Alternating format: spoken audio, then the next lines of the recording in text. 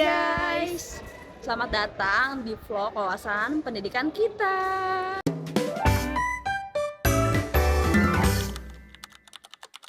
Nah, sebelumnya perkenalkan aku Nazwa Firlisya dari Prodi Akuntansi.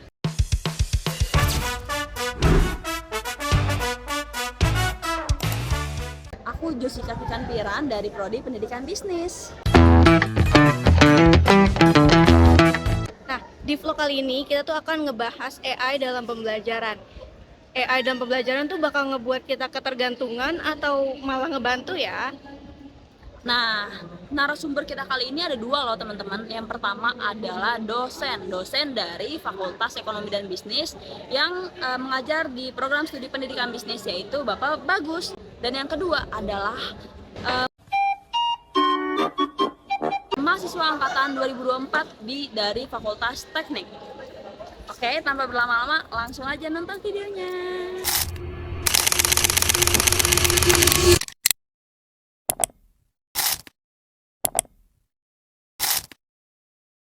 Hai teman-teman semuanya. Teman-teman, kalian tahu nggak sih kalau misalnya belakangan ini tuh kecerdasan buatan atau AI itu lagi marak banget tahu di lingkungan mahasiswa kayak kita gini. Ada yang pakai AI untuk ngebantu ngerjain tugas, bahkan ada juga yang ngegunain AI untuk ngerjain semua tugasnya, atau istilahnya itu plek-ketiplek saling tempel. Nah, bener banget nih. Hal ini tuh jadi perdebatan antara AI itu ngebantu kita atau malah ngebuat kita jadi ketergantungan sama teknologi. Nah, buat ngejawab pertanyaan tersebut, langsung aja kita simak video kali ini. Perkenalkan, nama saya Josika Piran. Saya merupakan mahasiswa Fakultas Ekonomi dan Bisnis di program studi pendidikan bisnis. Terus ini adalah syarat dalam penuntasan tugas UAS saya, Pak. UAS mata kuliah wawasan pendidikan. Pertama-tama mungkin kayak yang kita lihat sekarang ya, Pak. Saat ini kan banyak mahasiswa yang menggunakan AI lah, Pak, di dalam perkuliahannya, baik untuk tugas gitu, ataupun mungkin kadang kalau misalnya belajar di rumah pun pasti menggunakan AI gitu, Pak.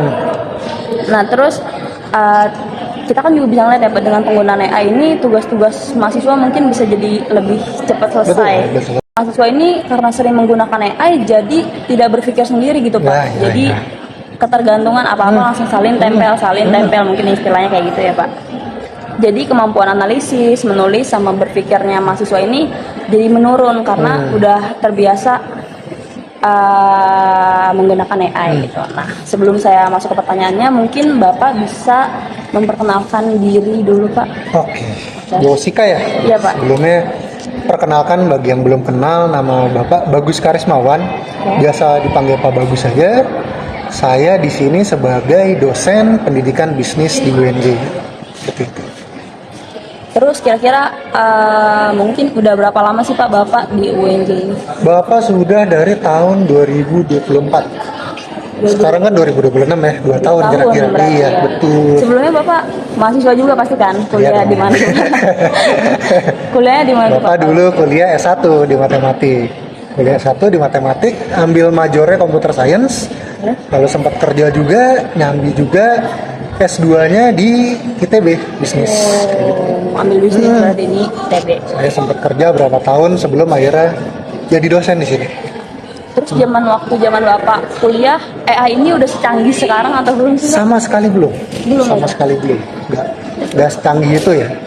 Kalau misalnya mahasiswa kan itu punya banyak shortcut ya dalam untuk mengerjakan tugas. Sekarang katakanlah kalian populernya adalah AI.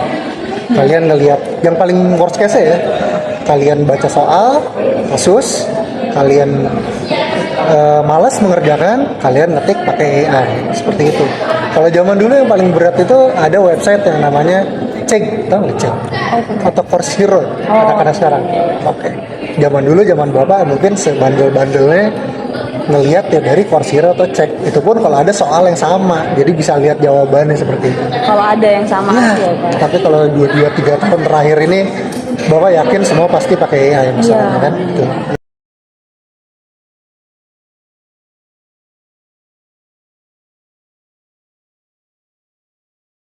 Terus kita masuk ke pertanyaan nih.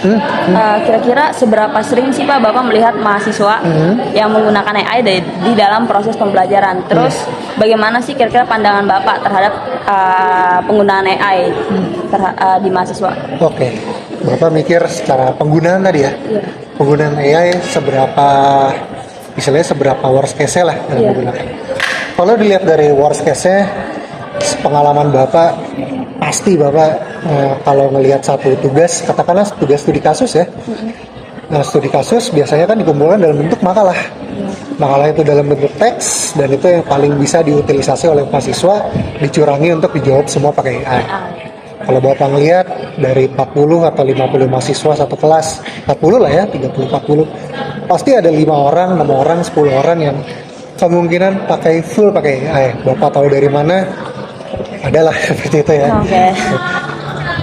Tapi kalau dibilang Bapak, pandangan Bapak ya, AI itu seperti apa? Bapak yakin di zaman sekarang seperti ini, penggunaan AI itu mau nggak mau pasti itu adalah sebuah hal yang akan dipakai. Mungkin ke depan, kalau saat kalian kan lulus, ya katakanlah kalian tuh normalnya 4 tahun di sini. Kalian nggak selama di sini kan, di akademik. Setelah lulus kalian akan entah bisa bekerja, berkontribusi ke masyarakat. Setelah bekerja kalian kasih CV, itu dalam skill itu Bapak yakin 4 tahun 5 tahun kemudian perusahaan ataupun institusi tempat kalian bekerja nanti ingin kalian punya skill dalam menggunakan AI. Tapi kan yang paling penting itu adalah seberapa jauh nih kalian menggunakan AI. Apakah digunakan sebagai limiter itu ada lah seperti itu. Kan udah pasti banyak banget ya Pak yang gunanya. Pernah nggak sih Bapak ngelihat atau Bapak nemuin nih mahasiswa yang bener-bener kayak ya udah cuma jawaban salin terus tempel aja gitu Pak? Ada, dibilang ada. Menurut Bapak ya pendapat itu pada dibilang salah ya pasti salah ya kalau dari Bapak. Kenapa? Ya gini aja deh, kalian 4 tahun di sini belajar, setidaknya kalian tuh setelah lulus di sini itu punya kemampuan yang namanya critical thinking, kemampuan berpikir kritis. Dan kalau kalian gunakan AI itu 100% dalam menggunakan tugas, sekedar melihat tugas, kalian copy PDF-nya, Bapak yakin, copy PDF atau docs atau teksnya ke ChatGPT ya katakanlah ya, lalu minta jawabannya dalam bentuk makalah, kasih bab 1, bab 2, bab 3, bab 4 tanpa kalian berpikir lagi. Kalau kalian melakukan itu selama 4 tahun di sini, ya kalian bisa berpikir apakah kalian itu waktu kuliah mendapatkan skill seperti apa sih? Kayak gitu yakin.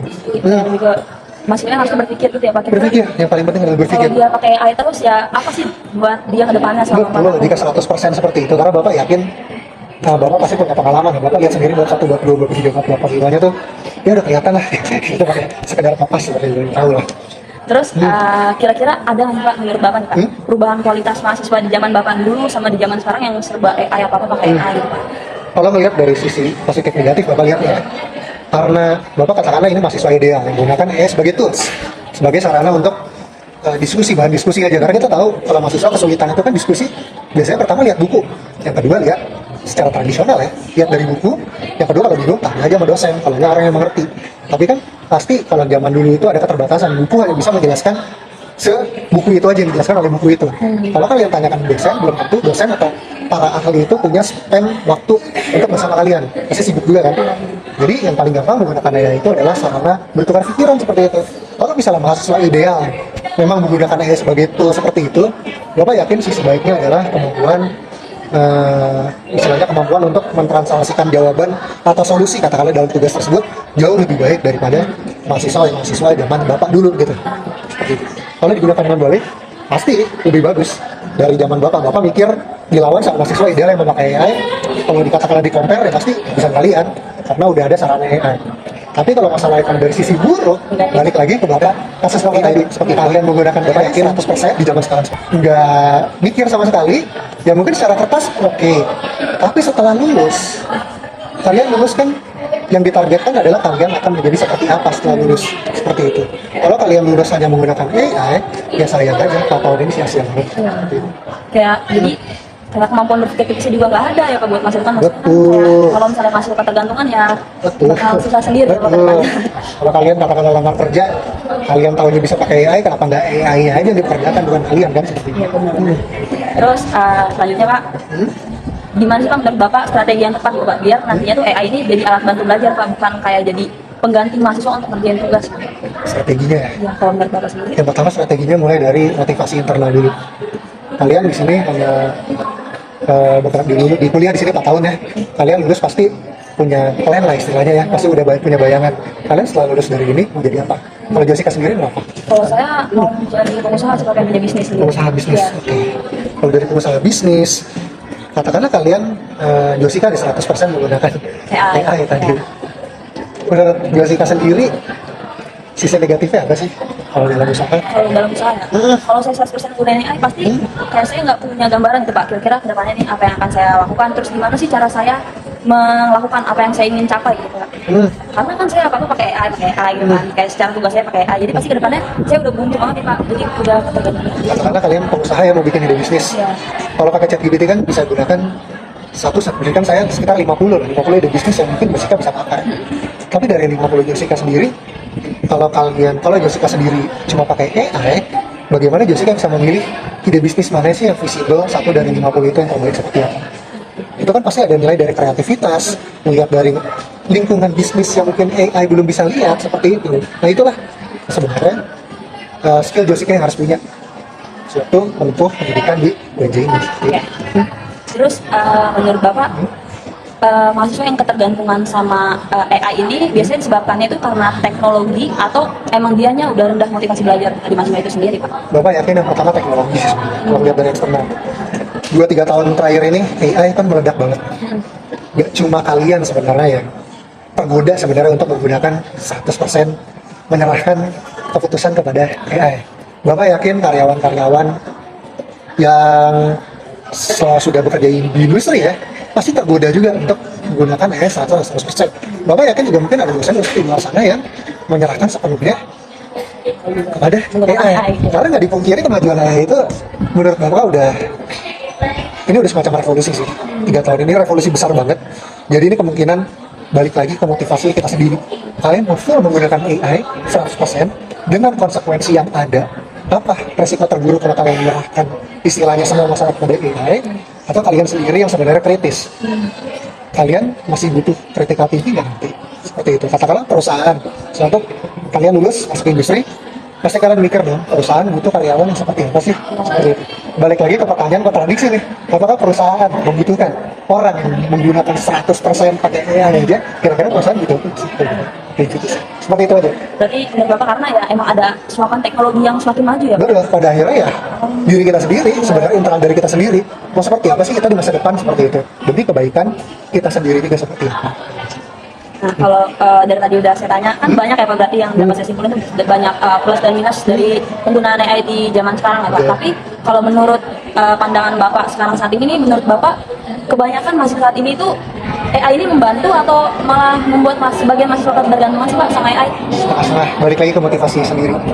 Kalau kalian memang motivasinya udah jelas, plan kalian seperti apa, kalian tahu apa yang kalian butuhkan di sini, kalian butuh skill apa di sini yang bisa dipelajari, Bapak yakin itu membantu buat kalian. Tapi tadi pertanyaannya satu lagi, apakah membuat mahasiswa ketergantungan? Balik lagi ke internal. Internal masing-masing berarti ya Pak? Ya betul, seperti itu. Kalau dari dasarnya yang udah menyerahkan 100% ke AI, ya itu buruk, jelas. Sayang banget seperti itu. Terakhir nih Pak, kira-kira apa sih Pak pesan atau saran Bapak kepada kami nih mahasiswa-mahasiswa biar nantinya dapat memanfaatkan AI secara optimal dan agar kita ini nggak tergantung sama AI gitu? Bapak mulai dari awal ya, gitu. Kenapa Bapak nggak terlalu melarang penggunaan AI 100% kepada mahasiswa-mahasiswa Bapak? Karena Bapak bilang tadi AI itu adalah tools. Katakanlah kalian sudah bermasyarakat, sudah punya skill-skill yang diperlukan dalam industri, entah misalnya jadi guru, entah jadi pengusaha, entah jadi nanti pekerja ya di industri. AI itu Bapak ibaratkan ya, kalian sebenarnya sudah punya pistol. Kalian sudah punya pistol dikasih perang, kalian sudah punya senjata pistol. Kalau Bapak larang AI itu sebagai 100% Bapak larang dalam penggunaan, nanti kalau kalian lulus istilahnya kalian sudah punya tombak aja lah istilahnya. Kalian punya tombak digunakan, tapi kalian kan kalau udah lulus itu kan diadu sama prodi lain, sama orang-orang lulusan dari universitas lain, entah dalam negeri atau luar negeri. Kalau dari dalam negeri saingan-saingan kalian sudah punya istilahnya skill untuk menggunakan AI dengan baik, kalian sendiri nggak pernah pakai AI, kalian sendiri yang ketinggalan seperti itu. Jadi Bapak yakin skill menggunakan AI itu akan berguna di masa depan. Tapi batasannya seperti apa? Ini kan batasannya ya. Batasannya itu pastikan kalian punya yang jelas pemikiran kritis dan kreativitas yang masih punya di dalam diri kalian sendiri, seperti itu. Batasannya itu. Kalau kalian sekedar memakai AI untuk sebagai teman pintar untuk berdiskusi, sekedar untuk mencari pertanyaan bahwa istilahnya ada istilah-istilah susah nih dalam akademik atau industri, kalian bertanya AI, nggak masalah menurut Bapak untuk digunakan sebagai teman diskusi. Tapi kalau sampai untuk menyerahkan istilahnya semuanya pada AI, tolong rangkumkan dan tolong beri jawaban seperti itu. Nah, itu yang kalian bisa pertanyakan ke diri sendiri, seperti itu sih. Mungkin cukup Kak, Cukup, ya? pertanyaannya. Makasih banyak ya Bapak. Ya. Hai guys, jadi sekarang kita udah sama narasumber kedua kita. Oke, mungkin boleh diperkenalin dulu namanya, terus program studi dari mana, sama semester berapa sekarang? Oke, jadi perkenalkan nama saya Bramatyo Zayan. Saya dari program studi Manajemen Pelabuhan dan Logistik Maritim Fakultas Teknik angkatan 2024. Kalau gitu, jadi aku mau ngebahas dulu tentang sekarang ini tuh biasanya AI ini digunakan buat nyari ide ya. Terus habis itu buat ngerangkum materi atau bahkan langsung minta jawaban soal nih. Ada mahasiswa yang ngerasa kalau misalkan ini tuh ngebantu dan juga menghemat waktu. Tapi ada juga yang khawatir kalau misalkan kita tuh jadi lebih bergantung gitu loh sama si AI ini. Nah, dari pengalaman kamu sebagai mahasiswa, seberapa sering kali ini tuh terjadi dan bagaimana cara kamu nyikapinnya? Oke, jadi ini tentang ketergantungan ya. Jadi kalau menurutku sih selama ini ya saya tuh belum pernah ketergantungan oleh AI. Jadi ketika saya minta jawaban ke AI, saya harus tetap cross check gitu. Apalagi kan saya ini dari Fakultas Teknik. Nah, kadang tuh di AI tuh ada informasi yang miss, kayak informasi soal rumus perhitungan dan juga tentang teori-teori yang ada gitu. Jadi emang tetap harus di cross check dulu. Terus juga gimana sih caranya biar terhindar dari kita ketergantungan gitu. Itu balik lagi, kita tuh jangan terlalu percaya sama AI, sama setiap jawaban yang AI berikan tuh harus tetap kita pelajari, jadi tetap kita ingat gitu. Menarik banget sih. Nah, pertanyaannya, bagaimana pandangan kamu sebagai mahasiswa terhadap penggunaan AI dalam proses pembelajaran saat ini? Oke, kalau buat pandangan saya, jadi menurut saya tuh AI ini sangat membantu gitu para mahasiswa gitu. Jadi mungkin biasanya ini saya kira-kira aja ya, mungkin biasanya mahasiswa bisa mengerjakan satu tugas itu sekitar 4 sampai 6 jam, mungkin karena ada AI ini pengerjaan tugas itu bisa jadi lebih ringkas gitu. Apalagi AI kan kalau kita minta apa langsung dapat kan jawabannya, jadi cepet banget.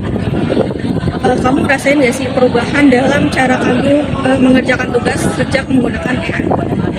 Oh, dalam pengerjaan tugas sih pasti kerasa banget ya, karena kalau dulu mungkin kita harus cari-cari dulu tuh di Google tentang jawaban-jawaban yang ada.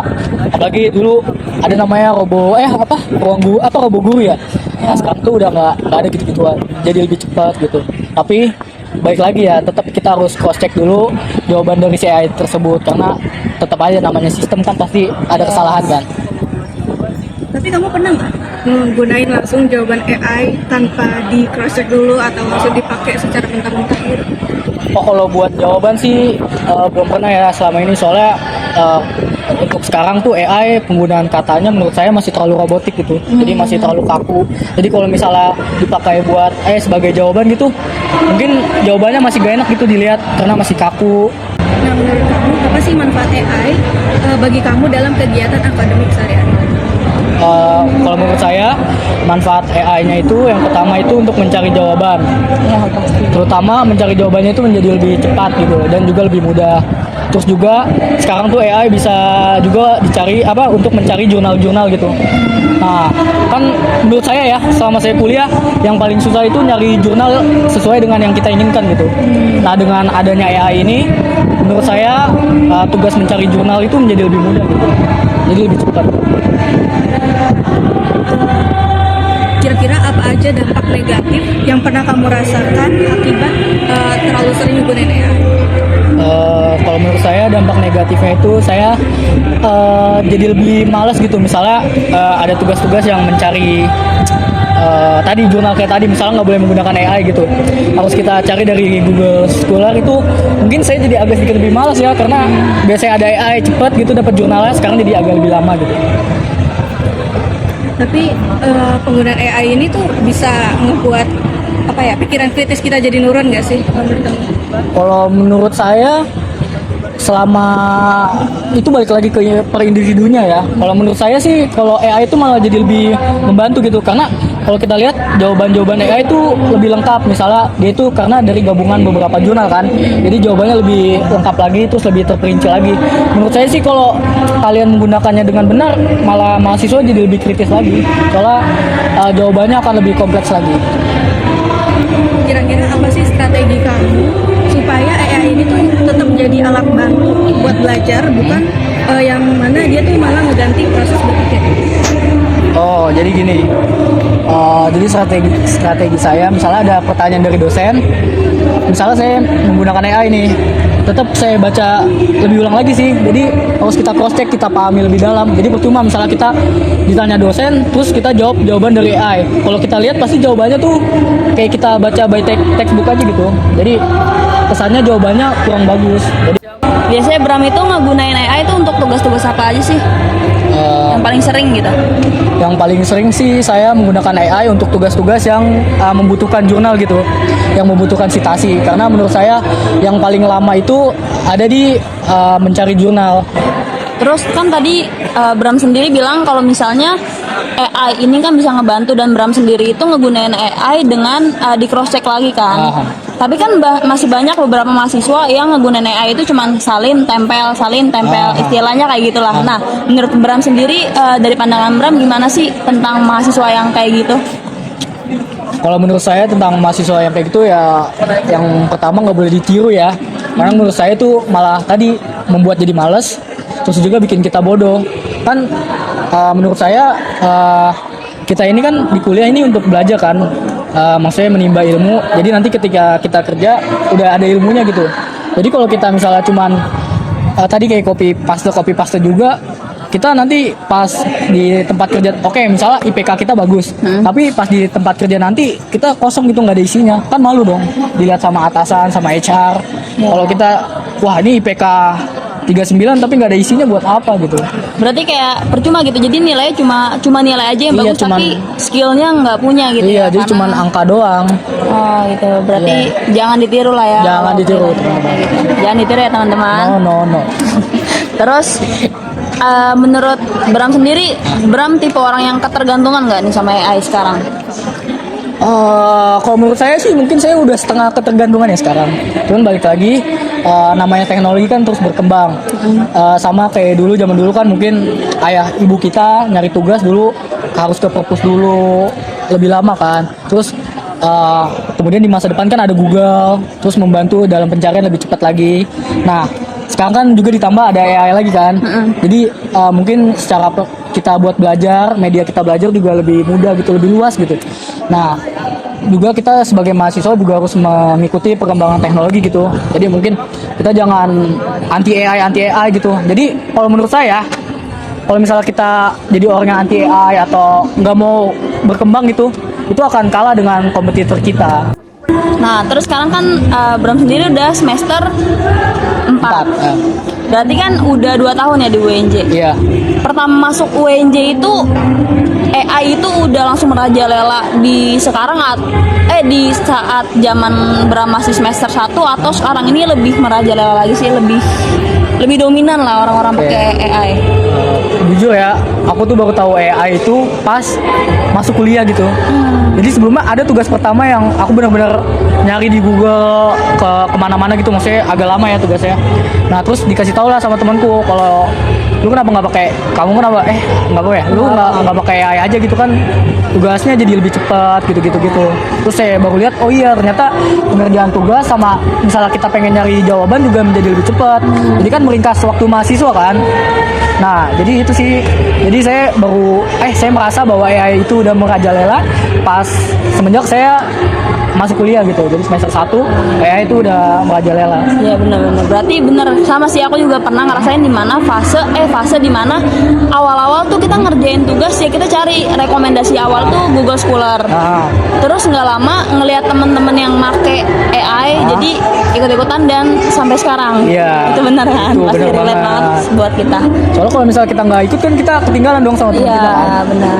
Terus AI lebih banyak ngebantu atau cuma ngebuat mahasiswa jadi kurang gitu, jadi males gitu dalam ngerjain tugas.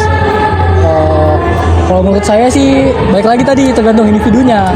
Kalau saya sendiri sih, AI itu ngebantu banget buat saya karena saya jadi bisa nge-explore lebih banyak tentang jawaban-jawaban. Apalagi kan saya ini kuliah di manajemen logistik kan. Maksudnya kita di SMA juga nggak diajarin apa sih itu logistik gitu-gitu.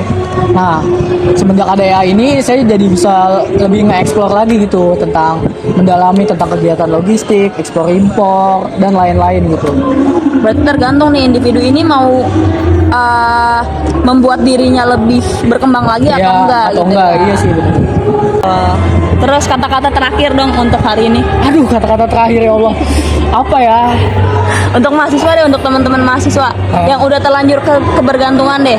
Kata-kata terakhir ya. Aduh, bingung saya. Bentar ya. Jendela ilmu kalian. Oh my god.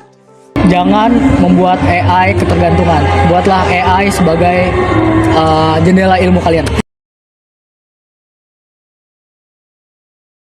Nah teman-teman, setelah kalian melihat video kita bersama dua narasumber kita punya hasil analisis loh. Nah, jadi hasil dari kita tadi ngobrol-ngobrol sama Pak Bagus, kita dapat menganalisis kalau misalkan sebenarnya AI ini tuh bisa membantu kita dalam mengerjakan tugas-tugas dan segala macam. Apabila kalau misalkan kita ngegunainnya dengan cara diolah dulu dan nggak langsung ditempel mentah-mentah aja. Tapi tadi sempat diskusi juga sama Pak Bagus kalau misalkan ada mahasiswanya yang emang ada beberapa mahasiswa yang emang cuma habis kita ngasih pertanyaan ke AI terus habis itu dia tuh langsung nempel gitu aja. Nah, jadi kalau misalnya dikaitin sama teori belajar mandiri atau self-regulated learning, itu idealnya mahasiswa ini emang tetap mengontrol proses belajarnya sendiri. Jadi kalau misalkan dia sendiri ngegunain AI sebagai alat bantu, maka dia tuh akan terhindar dari yang namanya ketergantungan. Tapi sebaliknya, kalau misalkan dia malah ngegunain AI sebagai langsung mengimplementasikannya aja tanpa dia ngolah secara langsung dengan pikiran kritisnya, itu yang bakal ngebuat dia ketergantungan sama AI. Nah, kalau menurut Bram sendiri itu sebenarnya penggunaan AI ini bisa ngebantu mahasiswa mulai dari informasi jadi lebih mudah diakses, cari jurnal juga lebih mudah, bahkan sampai membantu mahasiswa dalam menyelesaikan tugasnya. Tapi menurut Bram ini penggunaan AI ini harus tetap di cross check lagi ya teman-teman, karena kan pada dasarnya AI adalah robot ya. Jadi kadang-kadang tuh ada miss dalam memberikan informasi kepada kita. Nah, ini tuh juga sejalan sama teori konstruktivisme, di mana kita sebagai peserta didik ini harus mencari atau mengelola data atau informasi yang udah kita dapatkan gitu teman-teman. Terus selain itu manfaat ngapa sabar dulu dikata.